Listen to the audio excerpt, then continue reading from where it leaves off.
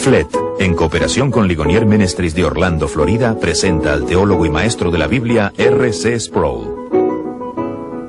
Su tema en esta serie de videos es Una imagen destrozada, y trata el muy debatido concepto de los efectos de la caída de Adán y Eva en el huerto del Edén. El título de este mensaje es La realidad de nuestro pecado. Creo que hay una palabra que deja en claro la esencia de la fe cristiana. Voy a comenzar esta sesión llamando su atención a esa palabra. Es la palabra gracia. De hecho, uno de los grandes lemas de la Reforma Protestante era esta frase en latín: sola gratia, por la sola gracia. Esta frase no fue inventada por los reformadores del siglo XVI, tiene sus raíces en la teología de San Agustín, quien incorporó esta frase para llamar la atención a este concepto central de la esencia del cristianismo, que nuestra redención en la presencia de Dios es por la gracia sola y única.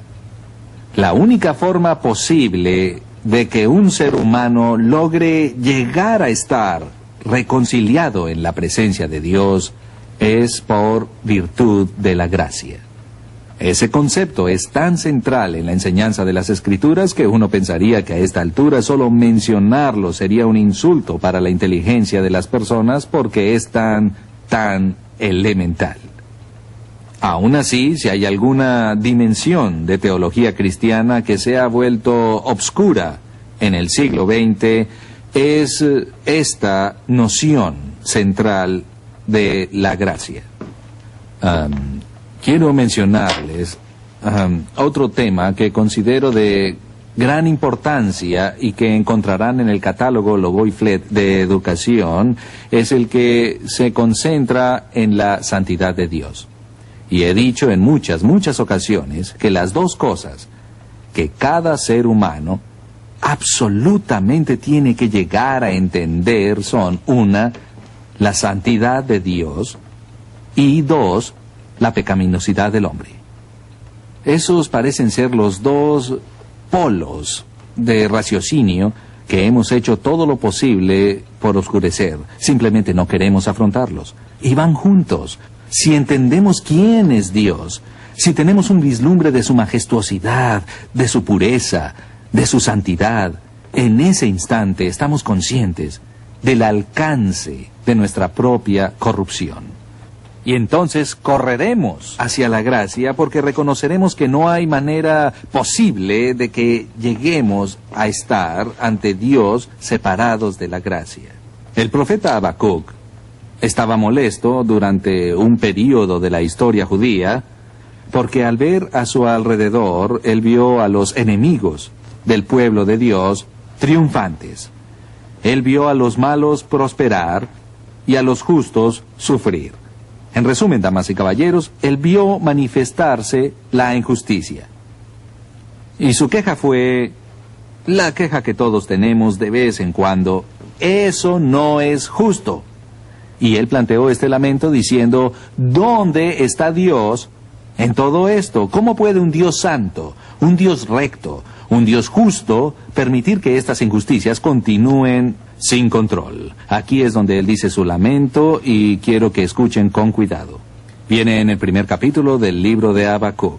¿No eres tú desde el principio, oh Señor, Dios mío, santo mío? No moriremos. Oh Dios, para juicio lo pusiste, y tú, oh roca, lo fundaste para castigar. Y luego continúa: muy limpio eres de ojos para ver el mal. Muy limpio eres de ojos para tan siquiera ver el mal. Dios, eres tan santo que no puedes tolerar ni siquiera un vistazo pasajero a nada que sea impuro, a nada que sea impío. Y luego pasa a decir: ni puedes ver el agravio. Déjenme apartarme de este versículo un instante y decir: esto no es nada característico de nuestra situación humana. Nosotros podemos tolerar lo que está mal. De hecho, no podemos sobrevivir a no ser que aprendamos a tolerar lo que está mal. Porque si no toleramos lo que está mal, no nos toleramos unos a otros y no nos toleramos nosotros. ¿Alguna vez se han preguntado cómo pueden vivir con ellos? ¿O cómo pueden vivir consigo mismos? Para que yo pueda vivir conmigo mismo como pecador, tengo que aprender a tolerar algo que es malo. Si mis ojos fueran tan sagrados, entonces para ver la iniquidad, tendría que cerrar los ojos para hablar con ustedes aquí en este estudio, porque lo que estoy viendo ante mí es un grupo de personas que han caído. Y lo que ven ante ustedes es un hombre que ha manchado la imagen de Dios. Y así Habacuc continúa diciendo, ¿por qué ves a los menospreciados y callas cuando destruye el impío al más justo que él? Habacuc no podía entender cómo Dios podía soportar y ser paciente con la iniquidad humana. Nosotros no podemos tolerar la idea de estar molestos por la iniquidad humana. Nos hemos vuelto antagonistas a la idea de un Dios que es tan santo que podría dar la espalda y no ver algo o a alguien que es pecador. Y así, ese es el dilema que nos plantean las Escrituras. Tenemos un Dios sagrado cuya imagen portamos. Nuestra responsabilidad fundamental como seres humanos es igualar y reflejar su carácter, y aún así no somos sagrados. Y entonces, aunque estamos hechos a la imagen de Dios, algo que es tan básico para nuestra condición humana, que se vuelve parte de la definición del hombre, es que el hombre es un pecador. Han oído esta expresión repetidamente, nadie es perfecto. O errar es humano y perdonar es divino. Han oído ese comentario, ¿verdad? Cuando decimos errar es de humanos y perdonar es divino, nuevamente regresamos a la idea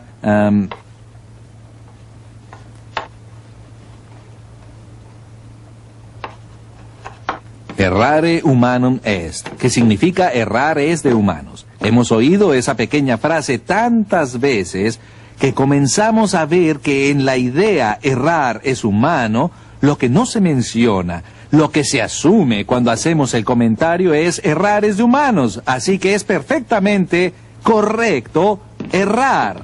Porque ¿qué podría ser más humano que cometer un error? Y hemos llegado a estar tranquilos aquí en Sion y a gusto con el hecho de que nosotros somos desobedientes. Errar es de humanos y errar viene bajo el juicio de Dios. Hace una semana estuve con un grupo de pastores en una conferencia y discutimos teología. En efecto, hablamos de la santidad de Dios. Uno de los pastores vino hacia mí y dijo, me encanta cuando usted habla de la santidad de Dios. Claro que no quiero oírlo hablar de la soberanía de Dios. No estoy de acuerdo en lo que enseña sobre la soberanía de Dios, pero me encanta oír lo que dice de la santidad de Dios. Yo le dije, es interesante, ¿verdad? Creemos que Dios es santo, pero no podemos estar de acuerdo en cómo entendemos la aplicación de su soberanía. Y le dije, en verdad, como cristianos, tenemos que aprender a vivir juntos, en paz, sin estar en contiendas, contradicciones o discordia. No quiero dañar la comunión con alguien que tiene un entendimiento diferente de cómo funciona la soberanía de Dios. Discutimos eso y llegamos a un acuerdo, sí, le dije. Pero reconocemos aquí que ambos no podemos estar en lo correcto. Y él dijo, supongo que no. Le dije, uno de nosotros está equivocado, podría ser yo, o podría ser tú. Tú no crees que eres tú, y yo no creo que soy yo. Pero diferimos, y uno de los dos está equivocado. Y le dije, ¿sabes lo que es aterrador? Que quien está equivocado está pecando contra Dios, en el punto de ese error. Cuando Richard Nixon finalmente confesó las fechorías de Watergate y dio una conferencia de prensa ante toda la nación en uno de los momentos más vergonzosos y humillantes en la historia de la política norteamericana. El presidente de los Estados Unidos se paró ante la nación y dijo: yo cometí un error. Sí lo hizo. Pero no dijo frente a la nación: engañé o quebranté la ley. Él no dijo: lo que hice fue maligno. Y no estoy culpando a Nixon en ese punto. Solamente estoy llamando su atención al hecho de que en ese punto, cuando Nixon admitió haber cometido un error, él hizo algo que todos hacemos. Cuando pecamos, queremos describir nuestra actividad pecaminosa como un error, como si eso suavizara o mitigara la culpa involucrada, porque creemos que no está mal que un niño sume 2 más 2 y le resulte 5. Sabemos que la respuesta es incorrecta, pero no lo golpeamos y le decimos: pequeño malvado, dijiste 5 en vez de 4 al sumar 2 más 2. Como creemos que nuestros errores son parte de la condición humana, no podemos evitarlos. Nos disculpamos. Yo le dije a ese pastor: si estás equivocado, o si lo estoy yo, ¿por qué estoy equivocado al entender la soberanía de Dios? ¿O por qué estás equivocado al entender la soberanía de Dios? Él dijo: te diré por qué. Porque cuando acudimos a las Escrituras, queremos encontrar aquí algo que encaje con nuestra posición actual. Queremos que esto esté de acuerdo con nosotros. No necesariamente queremos estar de acuerdo con ello. Y así acudimos predispuestos, con prejuicios, distorsionando la palabra misma de Dios para escapar del juicio que llega a nuestros oídos. Yo dije: tenemos una parte difícil en las Escrituras y no logramos entender exactamente lo que significa o cómo se aplica a nuestra vida. Si tan solo tomáramos un poco de tiempo para aprender los idiomas y estudiar el significado de las palabras y viéramos lo que los grandes intérpretes de las Escrituras han expuesto con su cuidadoso y esmerado estudio de la palabra de Dios, gran parte de lo que nos divide como cristianos desaparecería si simplemente hiciéramos nuestra tarea, si dejáramos de ser tan ociosos. Pero errar es humano. Es igual que decir: está bien. Es como, ¿cuántas veces han oído a la gente decir esto? Todo el mundo tiene derecho a un error. ¿Han oído eso? Lo han dicho. Vivimos en una nación de derechos. Tenemos derechos inalienables, y uno de esos derechos inalienables que supuestamente nos lo ha dado nuestro Creador es el derecho inalienable de cometer un error. Todo el mundo tiene derecho a uno. Mi pregunta para ustedes es esta: ¿de dónde proviene ese derecho? ¿Dónde ha dicho Dios: tienen derecho a un pecado? No estaré feliz si pecan 2 veces, y si pecan 3 veces tendrán graves problemas, pero todos tienen uno. ¿Ha dicho Dios eso? No. No tienen derecho a un error. Porque aunque lo tuvieran, ¿hace cuánto tiempo lo usaron? Y es que estamos tan acostumbrados a nuestra caída, a nuestra corrupción, que así nuestra sensibilidad moral se ofende cuando vemos a alguien involucrado en actividades criminales detestables y horrendas. Alguien que es asesino recurrente, sale a matar gente, entonces de repente tenemos una protesta moral que sentimos con vehemencia. Pero la desobediencia cotidiana, normal y casual a Dios no nos molesta.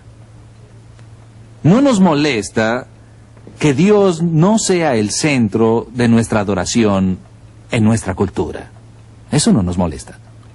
No lo consideramos tan importante porque errar es humano y perdonar es divino. Ahora, la segunda parte de ese comentario, errar es humano, perdonar es divino, sugiere que es natural y por lo tanto aceptable que los seres humanos pequen, que podría ser más humano. Y como es tan natural pecar, debe ser natural para Dios hacer ¿qué? Perdonar. Nosotros pecamos, Dios perdona. Errar es humano, perdonar es divino. Nuevamente, la implicación tácita es, si Él no perdona, si Él no concede ese perdón, entonces hay algo mal en su deidad, porque la naturaleza de Dios es perdonar. Amigos, no es necesario para la esencia de la deidad perdonar. El perdón es gracia. Y definimos gracia como favor inmerecido o inmérito.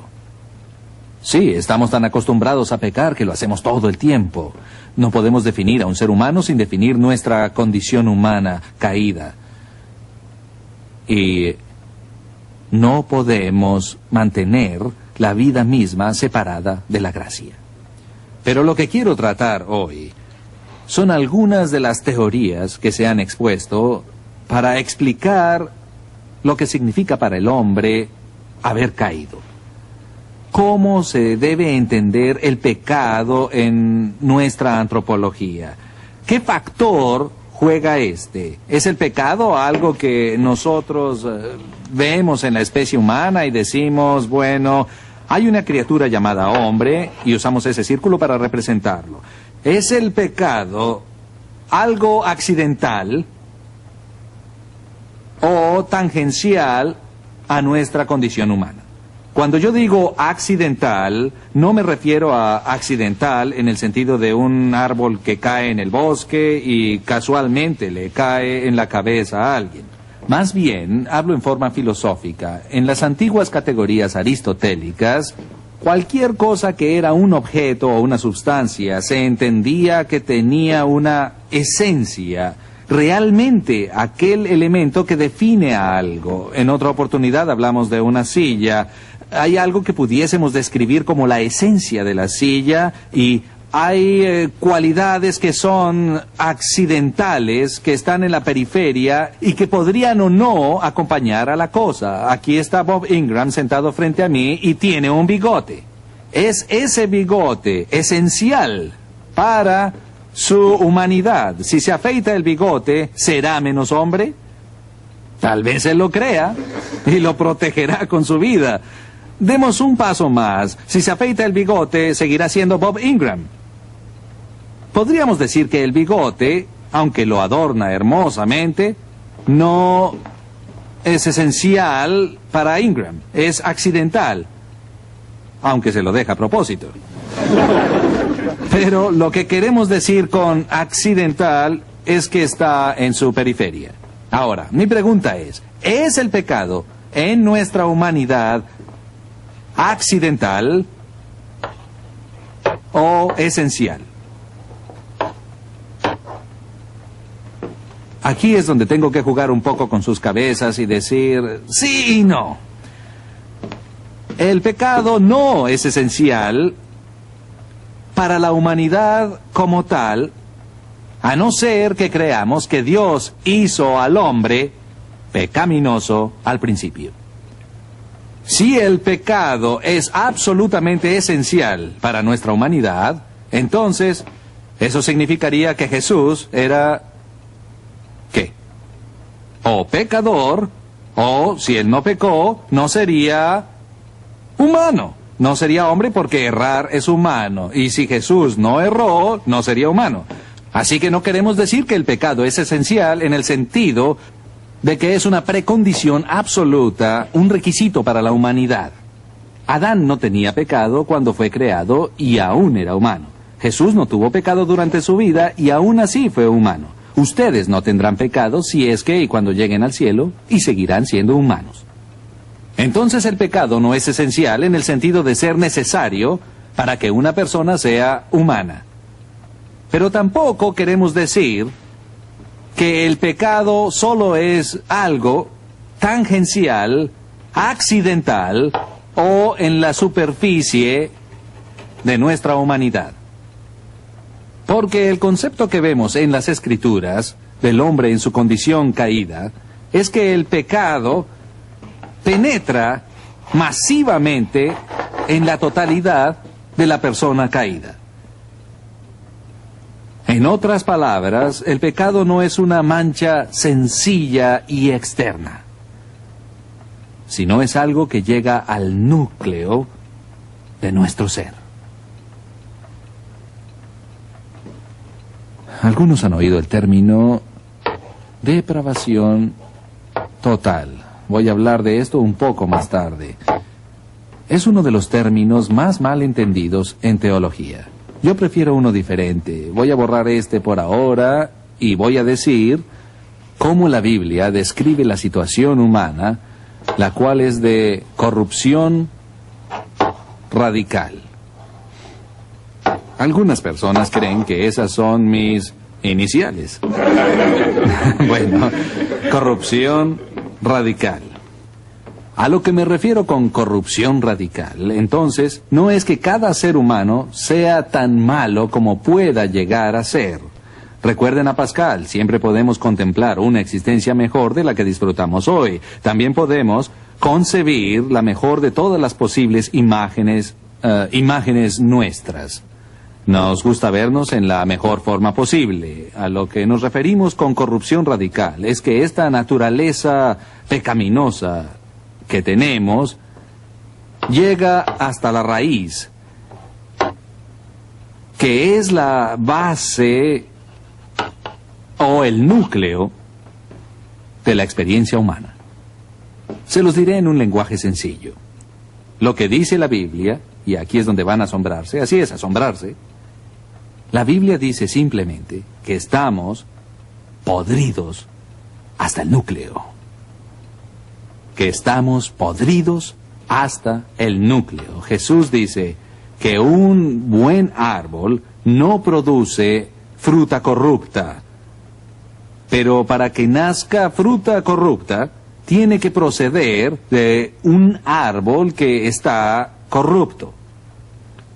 Ahora, la tendencia en la filosofía y la tendencia en nuestras vidas cotidianas es de minimizar todo lo posible esta condición humana pecaminosa. Recuerdo cuando estaba en el seminario y tuve que aprender varias teorías del pecado.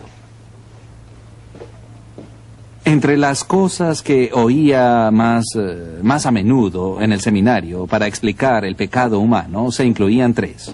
Una, el pecado se definía como finito. Dos, el pecado se definía como existencia no auténtica, el fracaso de la existencia. Y tres, se consideraba una distorsión psicológica.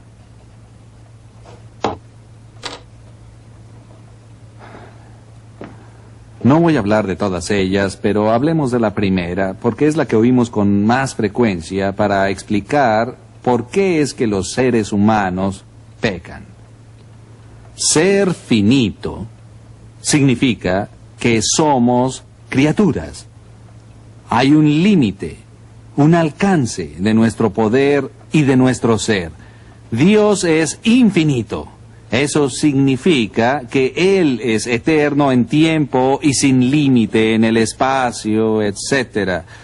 Pero finito se refiere a cualquier cosa creada. Cualquier cosa creada es más débil que lo que la crea. El creador existe por su propio poder. Ustedes no pueden existir por su propio poder. Son dependientes, derivados, contingentes, frágiles. Es parte de ser una criatura. Ahora, lo que pasa en las cosas filosóficas y teológicas es que al mal se le considera como necesario, un componente necesario de lo finito. Encontramos esto en la filosofía liberal del siglo XIX, lo encontramos en la teología existencial de Paul Tillich en el siglo XX, donde pecamos porque somos finitos. Déjenme dar una breve exposición de eso con uno de los más importantes documentos en la historia de la filosofía. Se trata del filósofo Leibniz. ¿Han oído hablar de Leibniz? Algunos han oído hablar de Leibniz, el filósofo racional, famoso por haber producido una intrigante teodicea. Una teodicea es un intento racional de justificar a Dios o de exonerar a Dios por la presencia del mal en el mundo.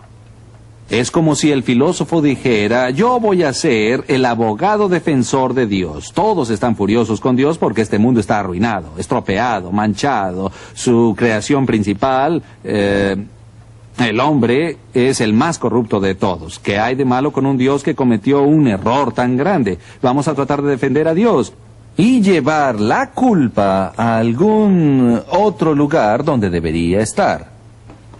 Y Leibniz concibió esta teoría. Dijo, hay tres clases de mal en el mundo. El mal moral, que entendemos y llamamos pecado.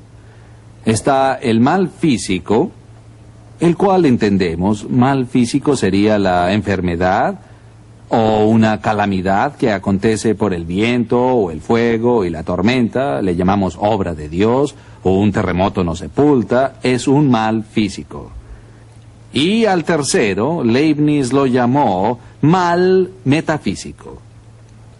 Mal metafísico.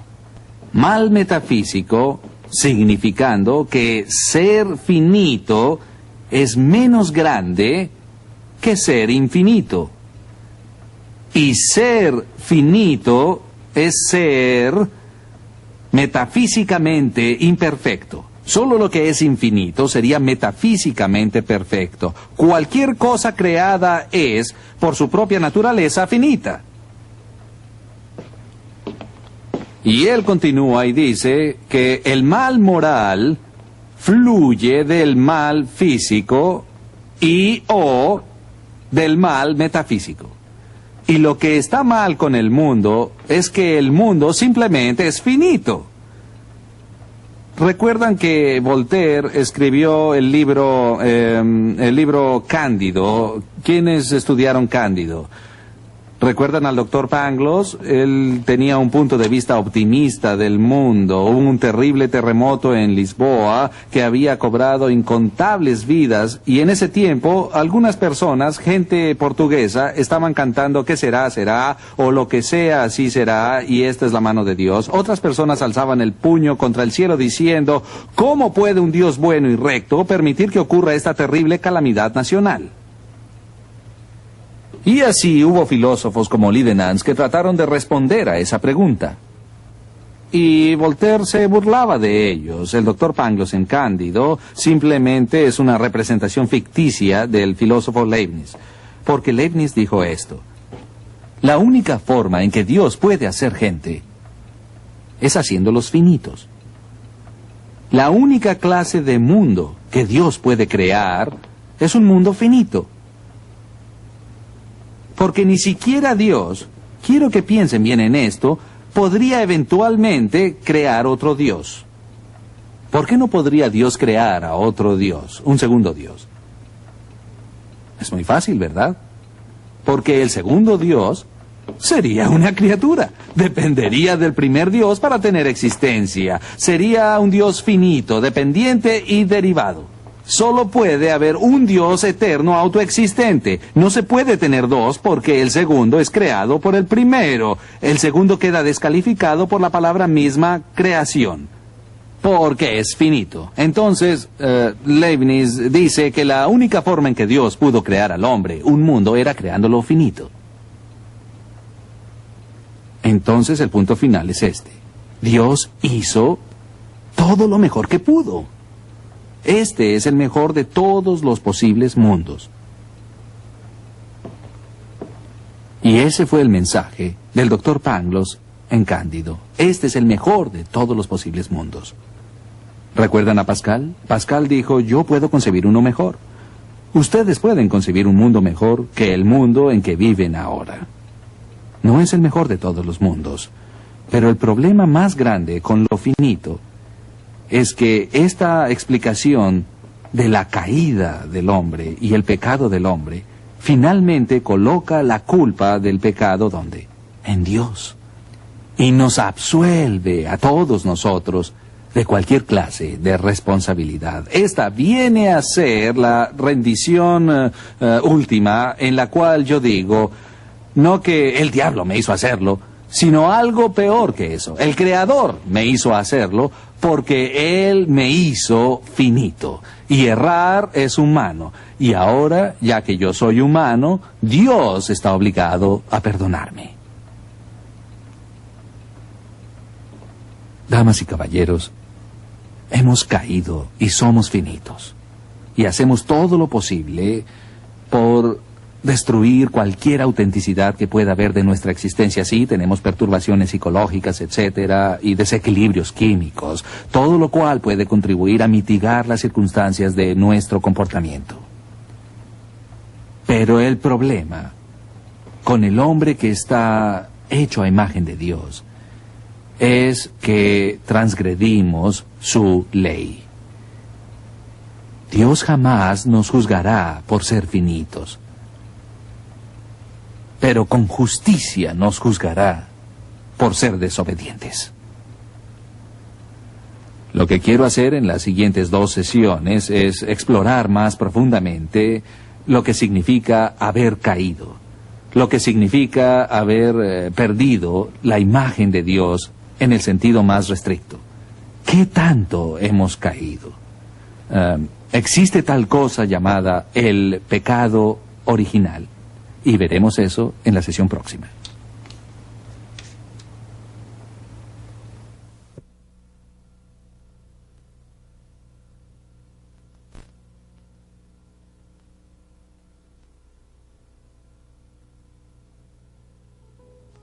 Estaba hablando con una amiga el otro día y la señora me contó una situación que tuvo con su hijo. El hijo tenía 6 años y la madre está muy interesada en el evangelismo y le preguntó a su hijo, ¿crees que después de que crezcas y vivas tu vida y mueras, vas a irte al cielo?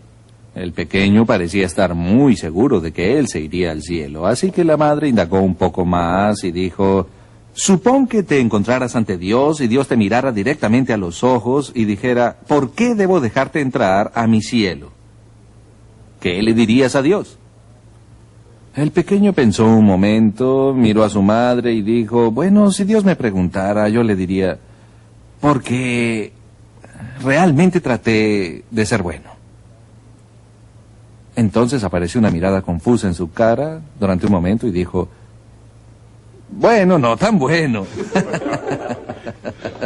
Lo cual fue muy perceptivo para un niño de 6 años, porque básicamente la mayoría de nosotros albergamos en la mente que todo lo que se necesita para ser aceptables para Dios en el día del juicio y en el día de dar cuentas es que tratamos, que hicimos lo posible y que fuimos básicamente buenos en nuestra vida.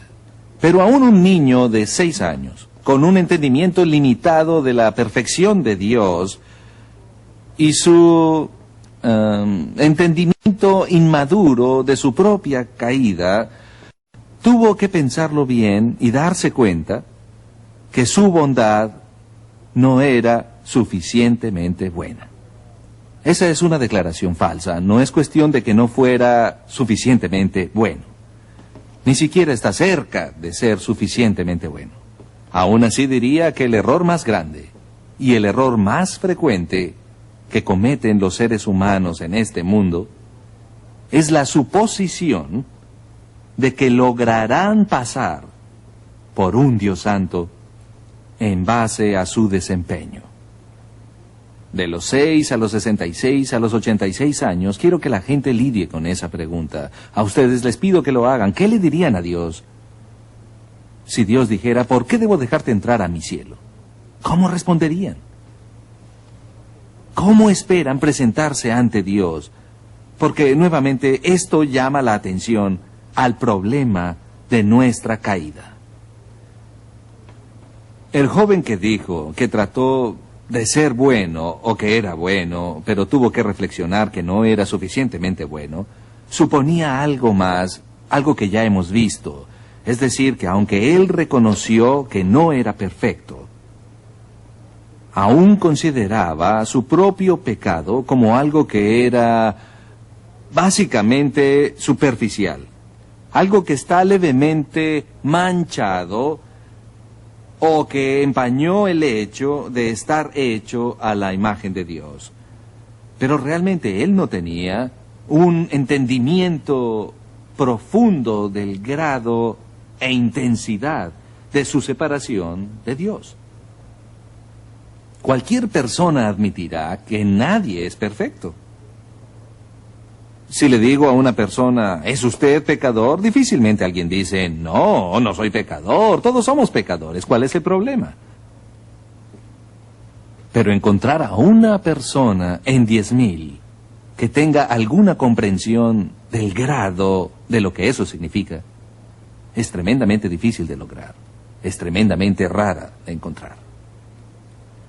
Ahora, la Biblia nos dice que el problema de nuestra caída no es simplemente algo, como ya dije, en el extremo o la orilla o la superficie de nuestra vida, sino que es algo que llega mucho más profundo.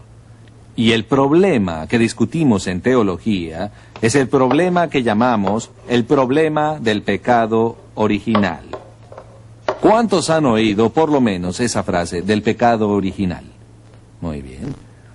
Estoy seguro que si han tenido algún contacto con la enseñanza de diversas iglesias, se darán cuenta de que virtualmente cada iglesia del Concilio Mundial de Iglesias, la católica romana, la episcopal, la metodista, la bautista, diversas iglesias, tienen todas un concepto o alguna doctrina del pecado original.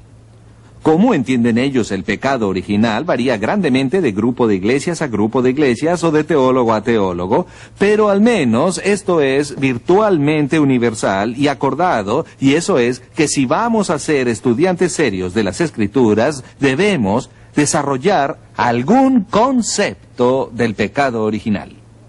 La Biblia simplemente no enseña que el hombre es básicamente bueno.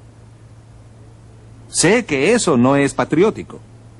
El principio que nos enseñan desde niños en los Estados Unidos es que el hombre es básicamente bueno. Sí, hay imperfecciones, sí, hay defectos y manchas, ya las mencioné, pero muy en el fondo, debajo de todos esos problemas superficiales, late el corazón de una persona justa. Déjenme leerles del apóstol Pablo su punto de vista descriptivo del estado de la humanidad. En el capítulo 3 de la carta de Pablo a los romanos, Pablo enseña esto. Cito el versículo 10, ¿cómo está escrito? No hay justo, ni aun uno. No hay ningún justo, ni aún uno. ¿No va eso en contra de todo lo que han aprendido en su cultura? Decimos, fulano de tal es buena persona, fulano de tal es buena persona, y aquí Pablo dice, no hay justo, ni aún uno. Tal vez todo lo que quiere decir el apóstol es que nadie es perfecto. Entonces tal vez no estaríamos tan asombrados por la fuerza del lenguaje que usa aquí. Tal vez solo quiere decir que nadie es perfecto. Luego sigue diciendo, no hay quien entienda. Casi suena como un esposo frustrado que siempre dice, mi esposa no me comprende.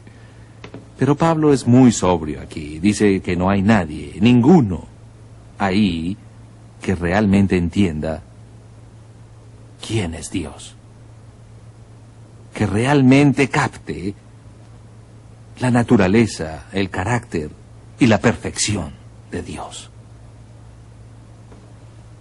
Creo que verán en la estructura del escrito de Pablo que hay una especie de progresión lógica asumida o elíptica a esta descripción de la situación humana. No hay justo. Y la siguiente declaración es, no hay quien entienda. ¿Creen que puede haber un vínculo entre estas dos cosas? Parte de la razón por la que ninguno de nosotros jamás alcanza el nivel de rectitud o perfección que Dios requiere de nosotros, y ninguno llega a ser ese espejo y reflexión de su grandeza, es que no entendemos cuál es ese nivel.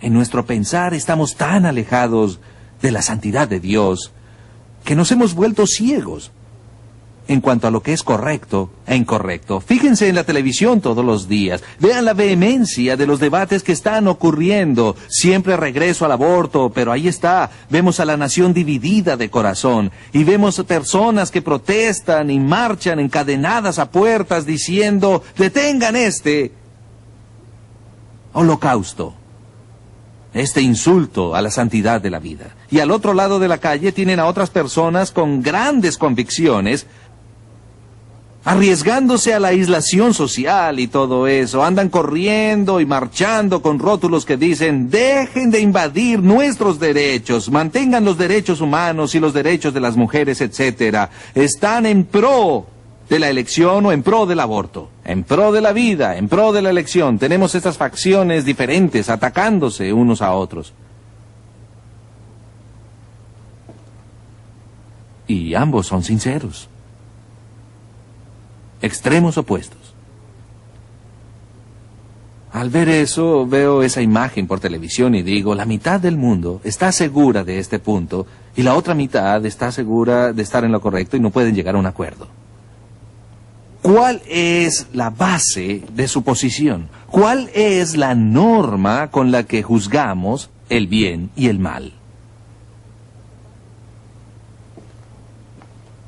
Lo que Pablo dice es que la razón por la que no seguimos las actitudes correctas y la práctica correcta, el comportamiento correcto y los tipos de vida correctos que complacerían a Dios es antes que nada que no entendemos. No entendemos quién es Él. No hay justo. No hay quien entienda. No hay nadie que busque a Dios. Creo que no hay nada que el apóstol haya escrito que provoque más desacuerdo en la conversación diaria que eso. Yo oigo hablar a los cristianos todo el tiempo y me hablan siempre de personas que conocen que no son cristianos, que no son creyentes, pero que buscan, que están en busca de Dios. Y yo pienso en esto y me digo, un momento, mi amigo dice que conoce a alguien o esa persona dice, estoy buscando a Dios, pero parece que no puedo encontrarlo, pero estoy buscando a Dios. Pablo dice que no hay quien busque a Dios. Ninguna persona natural, fuera de ser regenerada, está en busca de Dios. No. Tomás de Aquino dijo, la gente busca desesperadamente la paz mental, el alivio de la culpa, el fin del significado y el valor de sus vidas. Todo el tiempo huyen lo más rápido posible de Dios. No me digan que han buscado a Dios con todo su corazón y alma y no lo han encontrado. Él no se esconde. En nuestra naturaleza está el no buscar a Dios. En nuestra naturaleza está por haber caído huir de Dios. Él continúa diciendo, no hay quien entienda, no hay quien busque a Dios. Todos se desviaron, aún se hicieron inútiles. No hay quien haga lo bueno, no hay ni siquiera uno. Voy a repetir eso. La Biblia dice que no hay quien haga lo bueno. Nadie. Si yo les dijera, jamás has hecho una acción de caridad, creerían que estoy loco. Dirían, ¿de dónde salió este tipo? ¿Cómo que no he hecho una buena acción? Obviamente, la palabra bueno es relativa. Tengan mucho cuidado aquí. El relativismo enseña que no hay absolutos, ¿de acuerdo? Y que lo bueno es relativo. Cuando yo digo que lo bueno es relativo, quiero decir que se determina que algo es bueno o malo de acuerdo a una norma. Si hay diferencia en la evaluación de nuestra conducta, tal vez tenga algo que ver con el hecho de que nos juzgamos a nosotros y a los demás con diferentes normas. Según las normas de Dios de bondad, según las normas de Dios para justicia, nadie hace lo bueno. ¿Recuerdan cuando el joven rico vino ante Jesús? Estaba emocionado, había oído hablar a Jesús sobre el reino de Dios, así que vino y dijo, Maestro bueno, ¿qué haré para heredar la vida eterna? Él dijo, la vida eterna, me gusta ese concepto, suena bien, viviré para siempre. ¿Qué tengo que hacer para conseguirla? ¿Dónde me inscribo? ¿Y qué dijo Jesús? ¿Cuáles fueron las primeras palabras de Jesús? Jesús miró al hombre y dijo, ¿por qué me llamas bueno? Solo Dios es bueno. Los críticos se apresuraron a decir, aquí Jesús dice, oye, ¿por qué me llamas bueno? Solo Dios es bueno, yo no soy Dios, déjame en paz, no trates de elevarme. Eso no es lo que dijo Jesús. Jesús entendió que ese hombre no tenía idea de con quién hablaba. Aún así, en forma casual, en forma frívola, se presenta, adula a Jesús y dice, Maestro bueno. Jesús dice un momento, espera un momento. ¿Por qué me llamas bueno? ¿No sabes que solo Dios es bueno?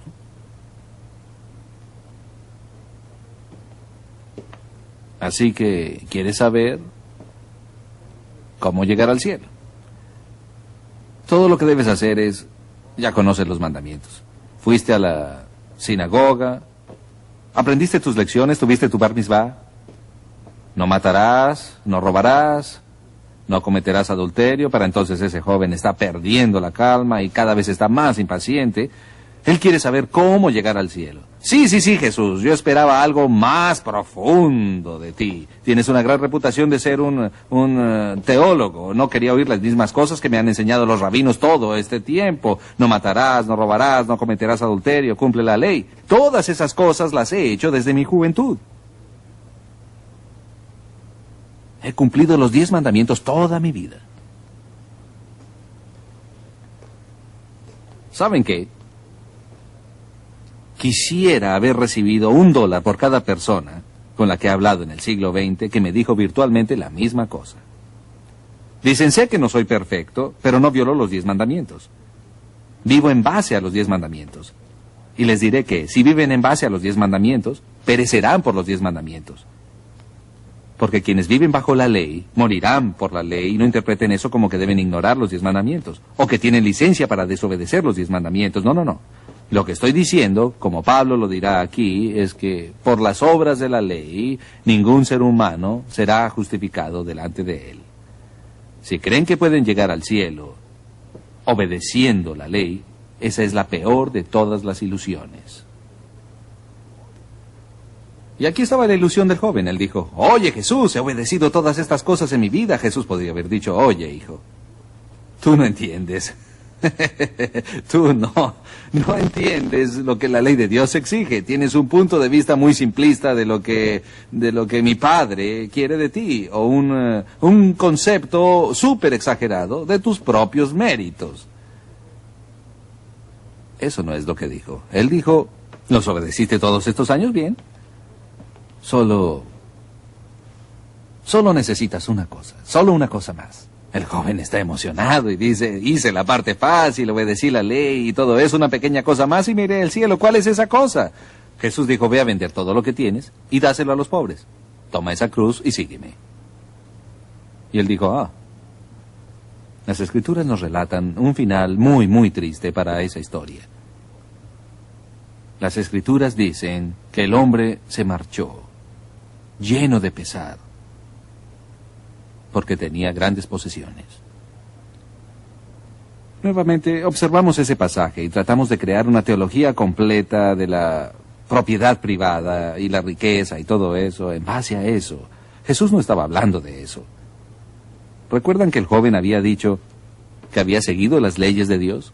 Es claro lo que Jesús está haciendo aquí con su pedagogía. Si me atreviese a leer la mente de Jesús, él dijo, cumpliste los 10 mandamientos. Veamos, comencemos por el primero, no tendrás otros dioses ante mí. Veamos cómo responde a eso. ¿Obedeciste toda la ley? ve a vender lo que tienes. ¡Epa! No pudo cumplir ese. Fue el fin. No tuvo que pasar al segundo mandamiento. Él nunca llegó a no matarás, no robarás. Es obvio que el joven rico jamás había estado presente en el Sermón de la Montaña cuando Jesús explicó que cuando Dios dice que no está permitido que mates a un ser humano, que esa es la versión corta de la ley, pero que elípticamente contenida en esa declaración no matarás está que jamás debes enojarte con tu hermano sin causa. Que Dios te juzgará si odias a alguien sin causa. Si murmuras sobre alguien, si calumnias a alguien, si eres cruel con alguien, todo eso es parte del concepto extenso de la ley de no matar. Y solo porque tú eres virgen, Jesús dijo, hey, la prohibición del adulterio incluye el concepto de todo lo que proviene de o está relacionado con el concepto de adulterio. Cualquier pensamiento impuro viola la ley contra el adulterio. Está el gran mandamiento: amarás al Señor tu Dios con todo tu corazón, con toda tu alma, con toda tu mente, amarás a tu prójimo como a ti mismo. Hagamos una pausa aquí. Yo sé que no hay nadie en esta sala o que nos ve por video que haya cumplido el gran mandamiento 5 minutos. No hay nadie en esta sala cuyo corazón completo se haya dado a Dios. Debbie, eres una de las mujeres más brillantes que he conocido en lo que respecta al conocimiento cristiano y disciplina. ¿Quién fue el séptimo rey de Israel? ¿Por qué no lo sabes? Te diré por qué no sabes quién fue el séptimo rey. ¿Qué importa quién fue el séptimo rey? A Dios le importó y lo puso en las Escrituras. Yo no sé quién fue el séptimo rey de Israel. Podrías haber adivinado que yo estaba en problemas porque no sabrías si estabas en lo cierto o no. Pero si amamos a Dios con toda nuestra mente, imagínense lo que sabríamos sobre las cosas de Dios. Imagínense la profundidad de nuestra sensibilidad ética si todas nuestras mentes se entregaran a Dios. Yo no he amado a Dios con toda mi mente ni 5 minutos en mi vida. No he amado a Dios con todo mi corazón ni 5 minutos en mi vida. Pero reconozco que nadie más lo ha hecho. Y como Dios se adapta, realmente no se interesa mucho por este mandamiento. Él lo llamó el gran mandamiento solo porque estaba sobreenfatizando el caso. No lo tomamos en serio. Jesús lo tomó muy en serio. No hay quien haga lo bueno. Y dicen, yo me sacrifico, hago cosas, doy dinero a los pobres, yo hago todo eso. Pero para que un hecho sea bueno en los ojos de Dios, no solo debe conformarse externamente a la ley de Dios, sino que debe haberse hecho saliendo de un corazón que ama a Dios completamente. Si cualquier acto que yo realice tiene la más leve mezcla de egoísmo o de orgullo, arrogancia o cualquier otra cosa que mancha esa obra, no es buena en los ojos de Dios. Y como el pecado toca todo lo que tocamos,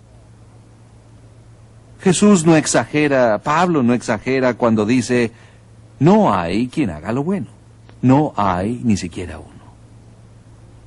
Hay personas que creen que tienen suficiente bondad para satisfacer las exigencias de Dios. Yo les digo que no tienen bondad que satisfaga los requisitos que Dios ha establecido.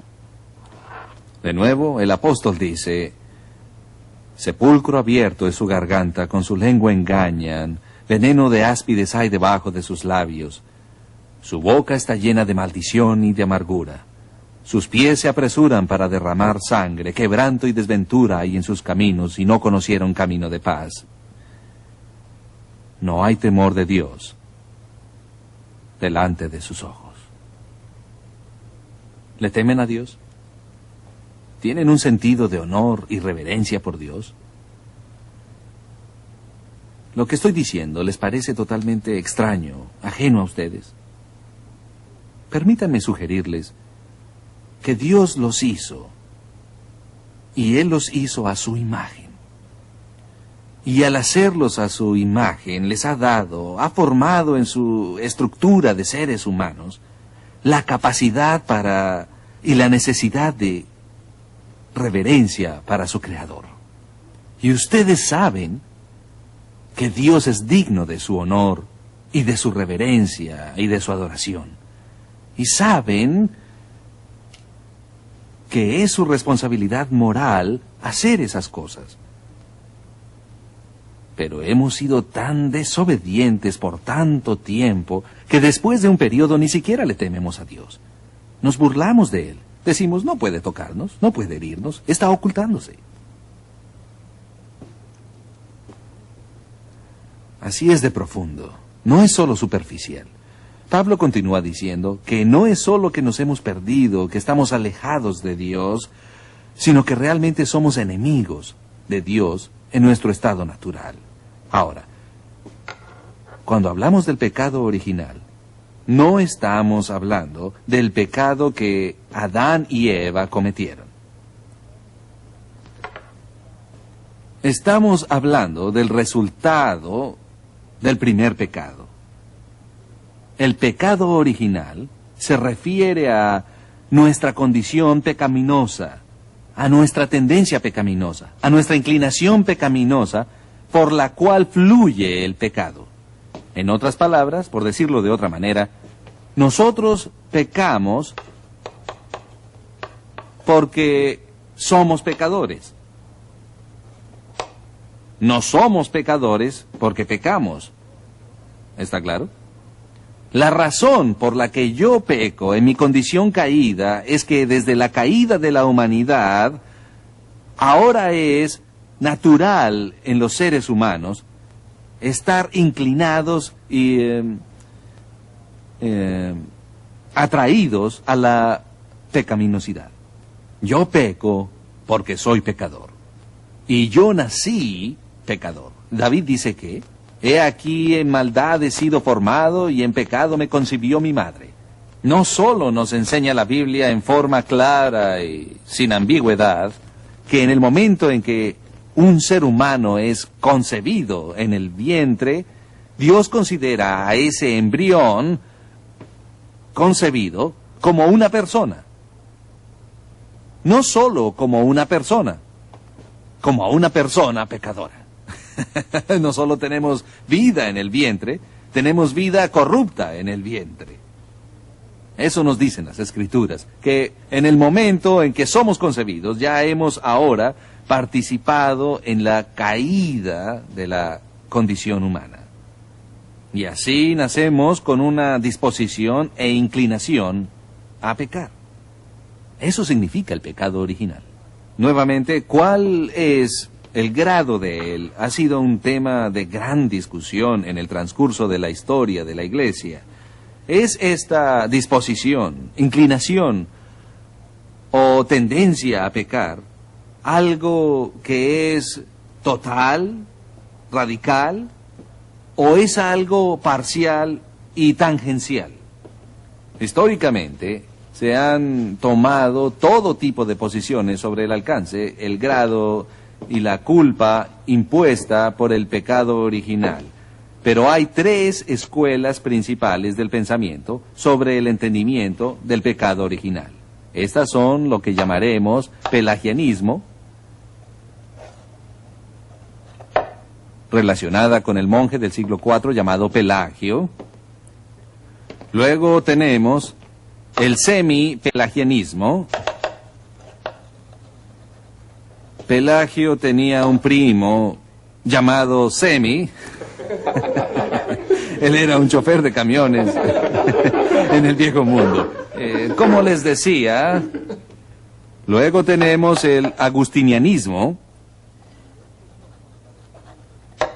Y estos son los tres grupos principales o escuelas del pensamiento para entender el grado en que la imagen de Dios, en el sentido reducido, se ha perdido por la caída.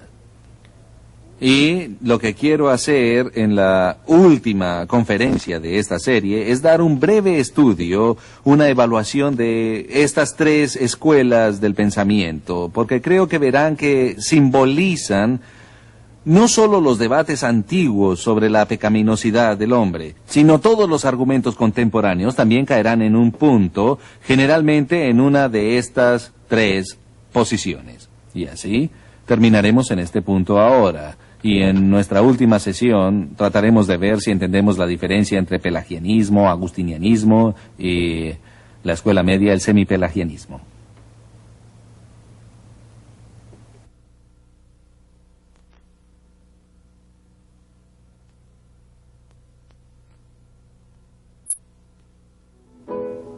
Muchos conocemos las plegarias de San Agustín. La más famosa es la que encontramos en las confesiones, donde San Agustín dijo: Señor, nos hicisteis para vos, y nuestro corazón estará inquieto hasta que descansemos en ti. Esa es una plegaria muy conocida de San Agustín.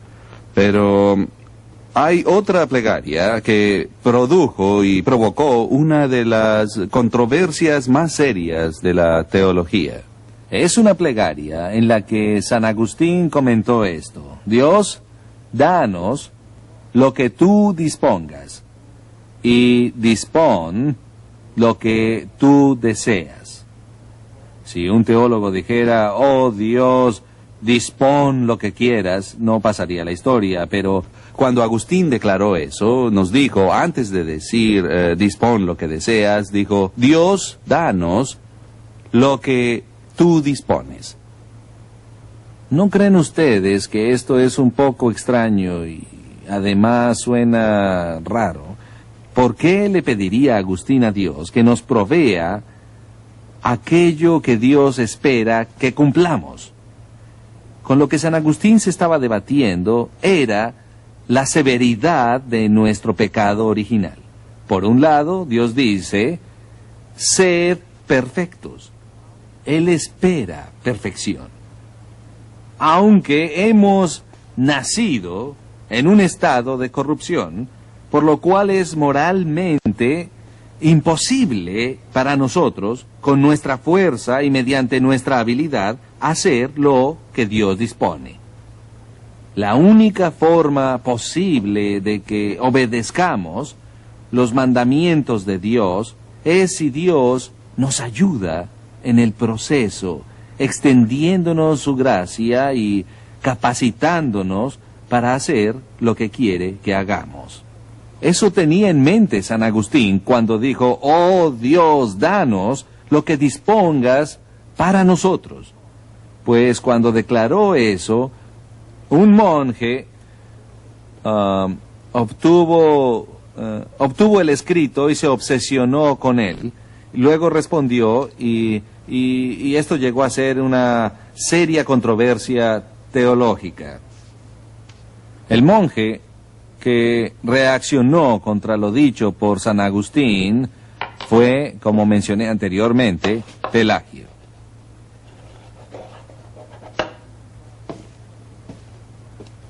Quiero indicarles algunos puntos de la enseñanza de Pelagio.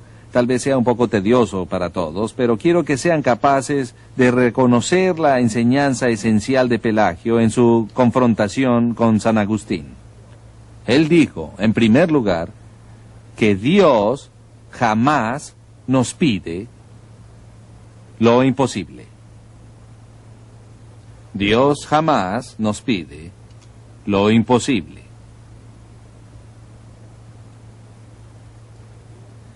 En ese caso, si Dios quiere que seamos perfectos, significa que tenemos la habilidad de comportarnos en forma perfectamente recta.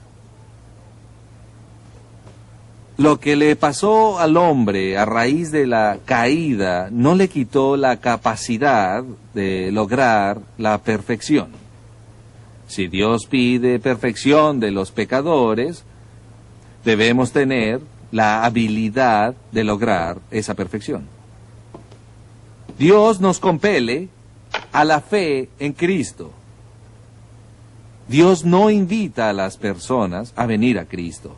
Él así lo dispone. Es el deber moral de todos los seres humanos someterse al señorío de Cristo y abrazar la fe en Cristo. Tal vez recuerden en el aposento alto, cuando Jesús prometió que Dios enviaría al Espíritu Santo, Él también les dijo cuáles serían las actividades del Espíritu Santo al venir a este mundo. Incluida en esas actividades, el Espíritu vendría para que el mundo tomara conciencia de su justicia o pecado, por haber o no haber creído en aquel que vino de Dios. El Nuevo Testamento enseña claramente que es un pecado no tener fe en Cristo, tal vez un pecado imperdonable. Es el supremo insulto a la integridad de Dios rechazar a su Hijo unigénito, y Dios no juega con ese tema en particular. A diferencia de los predicadores que tratan de persuadir y ganar y convencer a las personas para que vengan a Cristo, Dios no invita, Él manda que vengan a Cristo. Es obligación moral del ser humano venir a Cristo. Aún así, Jesús mismo dijo, esta es una declaración muy confusa que hay en el Evangelio de San Juan. Ninguno puede venir a mí, ¿recuerdan? Si no le fuere dado del Padre.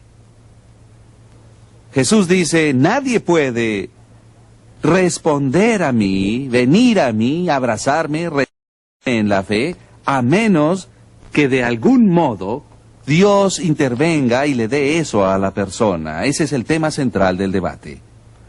Pelagio analiza esos pasajes y dice, un momento, si Dios manda al hombre que venga a Cristo, debe ser que todos los seres humanos tienen la capacidad en sí mismos de venir a Jesús, de responder al Evangelio. Oh, Dios no pondría esa obligación frente a nosotros. La clave del problema es en qué medida la caída del hombre, cuánto ha influenciado o afectado el pecado, las decisiones y opciones del ser humano. ¿Tenemos libre albedrío? ¿Puede el hombre elegir con libertad? Esa es la cuestión. Díganme algo, dentro de sus mentes, piensen en todos los pasajes del Nuevo Testamento que definen el término libre albedrío. Hagan una lista mental de ellos. Conocemos la doctrina bíblica del libre albedrío, ¿no es así? La frase no existe en la Biblia, no la verán en el Nuevo Testamento, es solamente literatura humanista de principio a fin y ha circulado gracias al pensamiento de Pelagio durante siglos. No existe ese término en la Biblia. Muchos dirán, entiendo, puede que no esté la palabra, pero seguro que existe el concepto en la Biblia, y estoy de acuerdo, es cierto. Pero en cierto sentido, la Biblia se preocupa mucho más por la responsabilidad que tenemos de elegir y elegir correctamente. Pero se destaca en la Biblia, a la luz del pecado original, la esclavitud humana. La Biblia no describe personas que viven en completa libertad y son capaces de elegir libremente sin ninguna dificultad. Más bien, nos pinta la imagen de un hombre que tiene serios problemas, que también está esclavizado por sus impíos deseos. No es que sea el sirviente o un esclavo de la tiranía de Dios. No es que Dios sea el faraón. Pero el hombre es esclavo de sí mismo, de su propia predisposición al pecado. Cuando los teólogos cristianos como Agustín hablan del libre albedrío,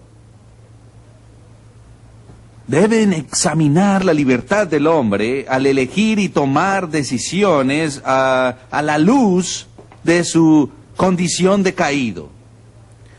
Agustín diría, sí, tenemos libre albedrío.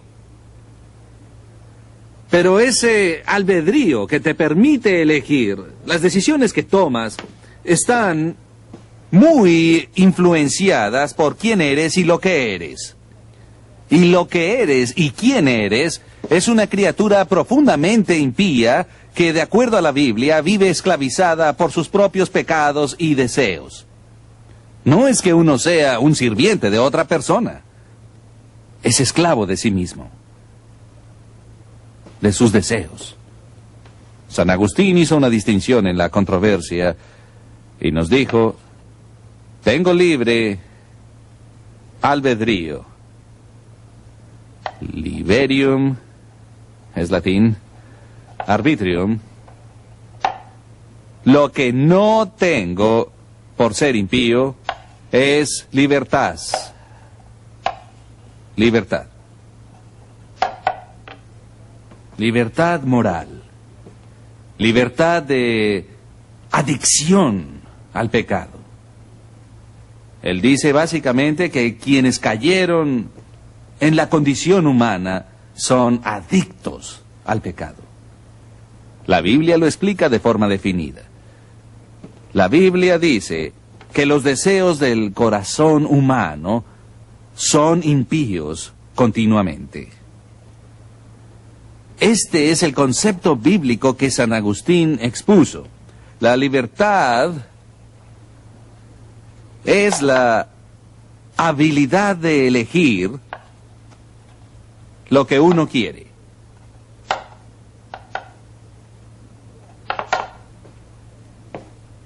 Libre albedrío es lo que nos permite elegir según lo que nosotros deseamos y no según lo que nos es impuesto por algo o por otra persona, ¿no? Ahora, ¿cuántos de ustedes han oído la palabra determinismo? O fatalismo. El determinismo indica que todas mis elecciones son predeterminadas por algún elemento externo a mí. Soy como un robot o una marioneta, en realidad no elijo libremente. Entendemos el concepto, ¿no es así? Bueno, y en oposición, enfrentándose a esto del determinismo, hay un concepto que es muy importante y es el concepto que llamamos autodeterminación. Cuando una nación busca libertad, independencia, como la que logró Estados Unidos, suele indicarse la frase de este modo: la nación quiere el derecho de autodeterminación. O sea que no quieren que alguna fuerza externa les imponga leyes y costumbres a la fuerza. Desean la libertad de crear sus propias políticas, de crear su propio destino. Eso es la autodeterminación. Ahora, ser libre implica tomar nuestras propias decisiones. No es posible que otro lo haga, ¿está claro? Pero, damas y caballeros, autodeterminación también implica que mis elecciones son determinadas por algo. La libertad no significa actuar sin razón u obtener un efecto sin una causa. Cada vez que opto por algo, hay una razón para ello. Tal vez no sea una elección considerada y deliberada, pero hay una razón por la que hoy están sentados en un lugar específico. Tal vez no oyen bien o les cuesta ver y por eso están aquí al frente. O tal vez llegaron tarde y nadie quería sentarse muy cerca y solo les quedó la opción de sentarse adelante o estar de pie, o prefirieron estar aquí sentados, pero hay razones por las que están sentados donde sea que estén. Entonces, no es que necesariamente las hayan deliberado, pero hay razones. La elección es determinada. Una elección no determinada sería un acto que indicaría un efecto sin una causa, lo cual es evidentemente imposible. Simplemente me refiero a que ser libre es tener la habilidad de elegir lo que quiero. Ahí está el asunto, examinen lo dicho. Trato esto con más detalle en otras lecciones, pero La persona libre no solo elige de acuerdo a sus deseos. Libre es la persona que elige de acuerdo al deseo más intenso que tiene en el momento. Lo repetiré, uno siempre elige de acuerdo a la inclinación más fuerte o al deseo más grande que tiene en el momento. Debe hacerlo. Es imposible no hacerlo. No se puede negar el deseo más fuerte. Dirán, un momento, señor, puedo recordar que sufrí toda clase de angustias cuando sentí una tentación terrible de hacer algo que deseaba mucho, pero a último momento tuve la entereza de decir no y alejarme. Y yo digo que en ese momento tu deseo de obedecer a Dios fue mayor que la enormidad de la tentación. Ni bien tu deseo de desobedecer a Dios se vuelve mayor que el deseo de obedecerlo, se produce el pecado. Lo haces. Porque siempre actuamos de acuerdo a nuestra inclinación más fuerte. Todos actuamos de acuerdo al deseo más fuerte. Esa es la esencia de las decisiones. Dirán, entonces no somos libres. Y yo digo, no, sí son libres. Eso es la libertad. La habilidad de elegir de acuerdo a tus deseos, de acuerdo a lo que tú quieres. Eso es la libertad. Y por eso Agustín decía, tenemos libre albedrío, pero no tenemos libertad. Piénsenlo bien, tenemos libre albedrío, pero no libertad. Agustín dijo, aunque soy un hombre impío, tengo capacidad de elegir lo que deseo. Pero en mi corazón no está el deseo de Dios. Perdí todo deseo de las cosas de Dios. Si me dejan por mi cuenta, los deseos de mi corazón son impíos continuamente. Mi corazón, mi alma, no sienten las cosas de Dios. Aunque escuche sermones, aunque escuche himnos, aunque haga todo eso, aunque vea personas llorando en éxtasis, movidas por toda clase de emociones y sentimientos religiosos, nada me afecta. Mi corazón está calloso, es recalcitrante, me siento duro, no me conmueve nada relacionado a Dios. Eso es lo natural. La Biblia dice que somos insensibles a Dios porque hemos caído. No tengo acceso a las cosas de Dios por el pecado original. Aún tengo libertad para elegir lo que deseo, pero si no siento ningún deseo por Cristo, ¿cómo podré elegirlo? El pasaje que suelen usar los semipelagianos, que examinaré en un segundo, y esta es la prueba perfecta contra Agustín, es Juan 3:16. Porque tanto amó Dios al mundo, que dio a su Hijo unigénito, para que todo aquel que en Él cree no se pierda, mas tenga vida eterna. Muchas personas lo usan para indicar que el hombre no ha caído tanto, que ha perdido el poder de elegir a Cristo. Porque el versículo dice que todo aquel que en Él cree no se pierde, mas tendrá vida eterna. Pero ¿qué nos enseña ese versículo sobre la caída del hombre? En mi opinión, nada. No nos dice quién tendrá fe en Cristo, solo nos dice que si hacemos A, el que tiene fe no perecerá, y así vivirá eternamente. Pero queda la pregunta, ¿por qué algunos tienen fe y otras personas no? Agustín contestaría así. Primero, Pelagio contestaría de este modo. Pelagio diría, yo veo la opción de aceptar a Cristo o no aceptar a Cristo, obedecer a Dios o no obedecerlo. Es algo posible para el ser humano obedecer a Dios todos los días sin asistencia de gracia divina. Agustín dijo, el pecado los ha matado. No tienen deseo de creer en Cristo. Y la única forma de elegir a Cristo es si Dios interviene. Si Dios ablanda tu corazón recalcitrante, si el Espíritu Santo captura tu alma y pone en ti el deseo de creer. Eso es lo que debe pasar, según San Agustín. Y justo de eso se trata el debate. Y Pelagio dice además que el pecado de Adán hirió solo a Adán, que no se transfirió a su posteridad. Agustín, por el otro lado, dice que el pecado de Adán no solo afectó a Adán, sino que afectó a toda la humanidad. Ahí está la disputa básica. Pelagio dice que algunos se salvan por la ley y no por el Evangelio. O sea, viven vidas lo suficientemente buenas y se avienen lo suficiente a la ley de Dios como para ir al cielo. Agustín dice, no, por las obras de la ley no seremos justificados y que nadie se salva a través de méritos y labores humanas.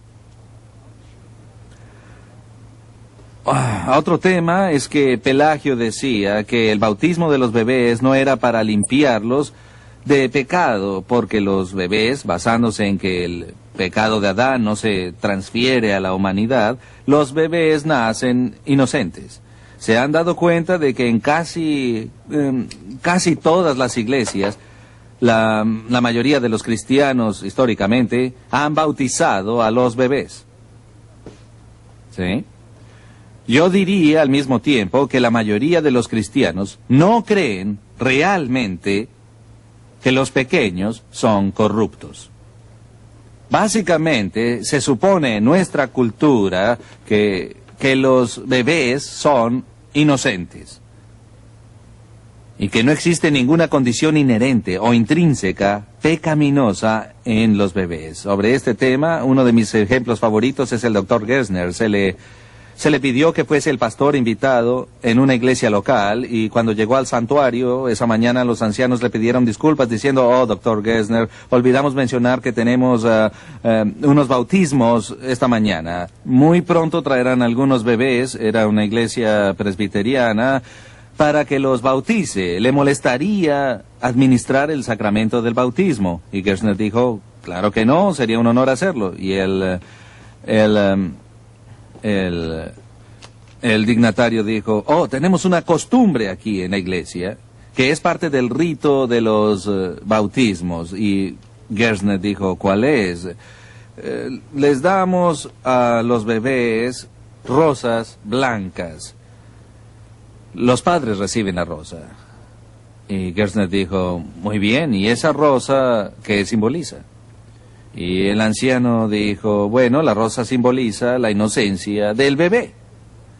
Y el doctor Gersner dijo, entiendo, entonces, después de darle esa rosa al bebé, lo bautizamos, ¿sí? Así es como funciona. Dígame, ¿qué significado tiene el agua? Y le dijeron, simboliza la limpieza. Y Gersner dijo, ¿y de qué los limpian? Y entonces al fin lo entendieron. Un momento, no podemos darles un símbolo de pureza y luego limpiarlos del pecado al mismo tiempo. Pero aún el anciano de esa iglesia presbiteriana en la que se bautizaban niños, suponía básicamente que ese niño, cuando llegaba a este mundo, aún era inocente. Bueno, es inocente de pecados activos, pero su esencia es pecaminosa. ¿Entienden? Ya lo dije antes, casi todos los cristianos creen en la doctrina del pecado original. Y la razón de eso es que la Biblia aclara que los hombres vienen al mundo impíos, ya nacen corruptos. Pero lo más interesante de esto, así creo yo, es que Jonathan Edwards especuló en su ensayo sobre el pecado original, que aunque la Biblia no hubiese mencionado jamás el pecado original o la condición corrupta heredada, característica del ser humano, la razón misma debería llegar a esa conclusión para explicar la universalidad del pecado. Todos reconocemos que no hay nadie en el mundo que sea perfecto, que todos somos pecadores. La cuestión que señalaría Edwards es, ¿y por qué será eso? Pues Rousseau tenía una teoría.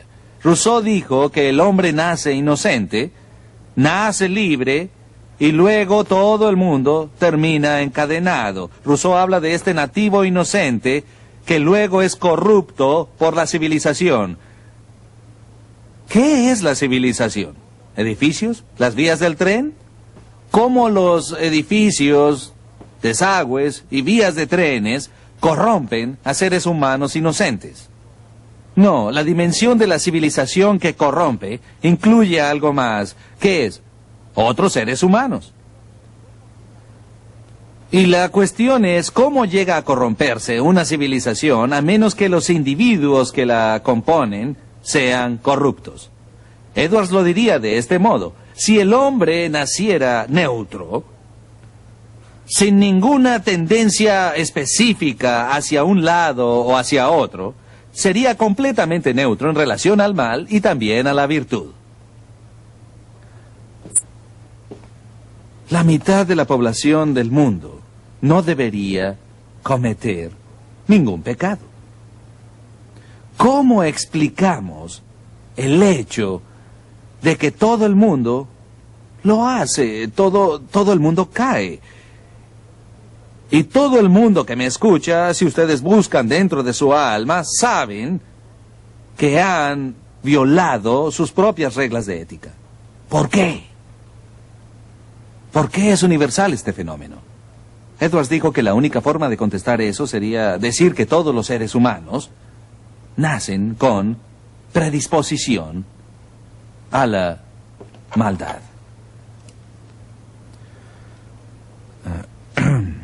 Pelagio dijo que el hombre no solo puede resistir el pecado, sino que puede hacerlo fácilmente. Y aunque reconoce que la gracia de Dios facilita el bien, nos hace más fácil alcanzar la virtud, no es necesaria para llegar a la virtud. Según él, la gracia era primordialmente instrucción. Y que todo lo que se debe hacer para que la gente sea buena es enseñarles la diferencia entre el bien y el mal. Pelagio, obviamente, no crió a ningún hijo. Creo que todos los padres entienden que nunca es suficiente enseñar a los niños la diferencia entre el bien y el mal, porque aun cuando la sepan, habrá además que lograr el compromiso del corazón y del alma, que aún desean hacer cosas malas.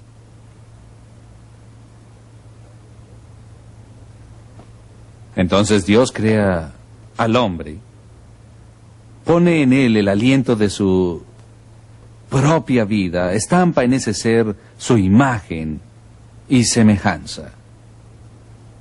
Le da al hombre el poder sobre toda la tierra. Y luego el hombre, una vez y otra vez y otra vez y otra vez, vive una vida de alejamiento y alienación y desobediencia a Dios. Y así soy yo, en mi estado natural. Y así son ustedes, en su estado natural. ¿Se lo cuestionan? La razón básica del cristianismo es tratar este problema, enfrentarnos al espacio entre la rectitud de Dios y la no rectitud de quienes llevamos su imagen. Dios manda que sean perfectos y no son perfectos. ¿Qué puede hacerse? ¿Qué puede hacerse? Tengo varias opciones. Pueden negar su imperfección y felicitarse por ser perfectos, y no tendrán que preocuparse. Ustedes pueden negar su pecado al racionalizarlo o minimizar su pecado. Y hay quienes han intentado asumir que Dios no es perfecto. Porque si Él no es perfecto, no le van a molestar tus pequeñas imperfecciones. Pero casi nadie piensa en un Dios perfecto. Porque se entiende intuitivamente, aunque no conozcan de teología, que si Dios es perfecto, es imposible que negocie el pecado. Jamás sería posible, sin comprometer su propia integridad, que Dios pase por alto la imperfección. Uno se ve obligado a crear una nueva especie de Dios. un Dios que acepta desobediencias y no se preocupa por esas cosas. O pueden negar la existencia de Dios completamente porque en la práctica, damas y caballeros, en realidad no importa si niegan que existe Dios o le quitan simplemente sus atributos molestos, como el principal, que es su santidad.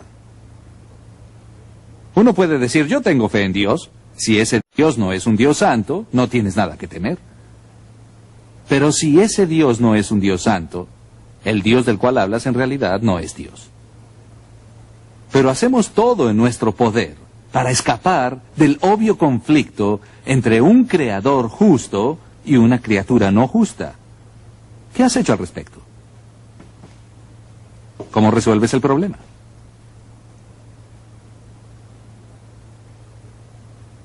El mensaje de la fe cristiana es que el hombre, justamente por humano, necesita redención. Debe ser salvado. Necesitamos a alguien, que Dios mismo entre a la condición humana. Necesitamos más de lo que puede ofrecernos Mahoma. Necesitamos más de lo que puede ofrecernos la instrucción de un gurú indio. Necesitamos a alguien que se ocupe de la esencia de nuestra humanidad.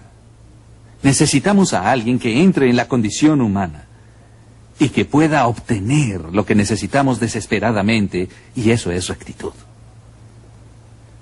Por eso es que la humanidad perfecta de Cristo es completamente esencial para nosotros. El otro día se me acercó alguien y me dijo, ¿acaso crees que el cristianismo es el único camino? ¿Qué pasa con todas las otras religiones? Le dije, un momento, no voy a tener una gran discusión contigo sobre la esencia única del cristianismo. Y entiendo que Dios juzgará a los hombres de acuerdo a la luz que posean, etc.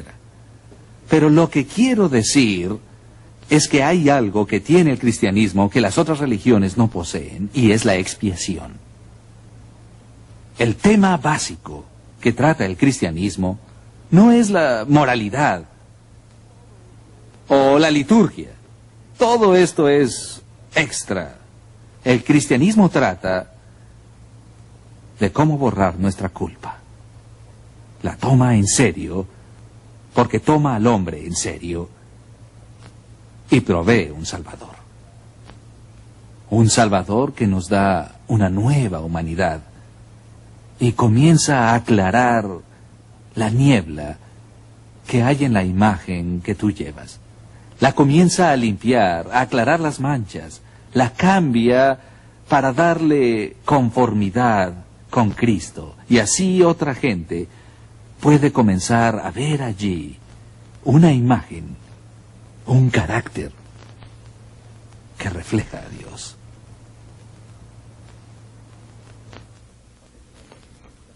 FLET, Facultad Latinoamericana de Estudios Teológicos, ofrece muchos cursos de estudio como este para ampliar su conocimiento de la palabra de Dios. Si usted está interesado, por favor escríbanos al domicilio o llámenos al teléfono que aparece en pantalla.